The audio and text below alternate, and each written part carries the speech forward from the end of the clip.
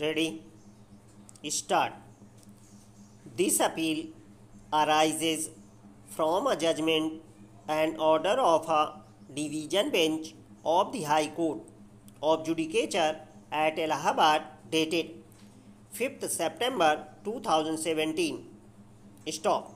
The High Court, by its decision, dismissed criminal appeal number 2546 of 1987 filed by the appellant in order to challenge his conviction of an offence under section 302 of the Indian Penal Code 1860 by the 3rd Additional Sessions Judge, Fatehpur in Sessions Trial number 59 of 1986. Stop. The appellant was sentenced to imprisonment for life. Full stop. Para. The incident in question is alleged to have taken place at 8:45 am on 25 August 1985. Stop. Gaya Prasad PW1, who is the complainant, was returning home after answering a call for nature. Stop.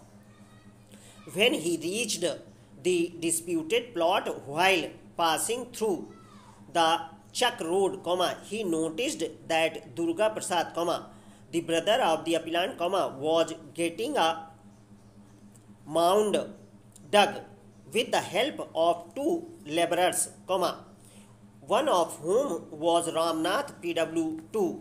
Stop. When the complainant objected, Durga Prasad is alleged to have stated that he was not committing any wrong. Stop. Para. At that point, the appellant intervened in the altercation and there was an exchange of words. Stop. The appellant rushed to his house and returned with a country-made pistol. Stop. While he was aiming a shot at the complainant Gaya Prasad PW1, Uma Shankar, the son of the complainant, caught hold of the appellant from behind. Stop. The appellant managed to free himself and shot Uma Shankar, who fell down as a consequence of a firearm injury. Stop. Uma Shankar succumbed to his injuries. Full stop. Para.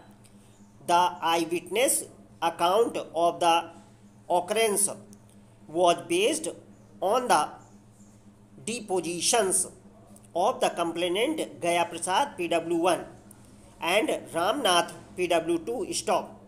Both these witnesses disposed about the incident. Stop. Both the Sessions Court and, in appeal, the High Court have relied upon the evidence of PWs 1 and 2. Stop.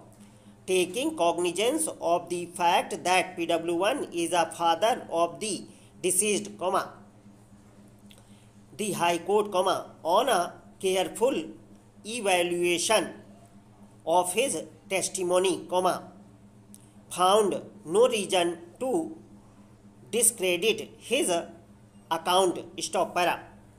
The High Court held that the presence of PW1 was natural, having regard to the time and place of the incident. Stop. Moreover, PW1 did not implicate Durga Prasad in the crime despite his presence, while was an indicator of the fact that he had given a careful account of the actual incident. Stop. The ocular evidence was supported by the medical evidence and by the evidence of the doctor PW4, who opined that the ante-mortem injury could have been caused by a gun. Stop.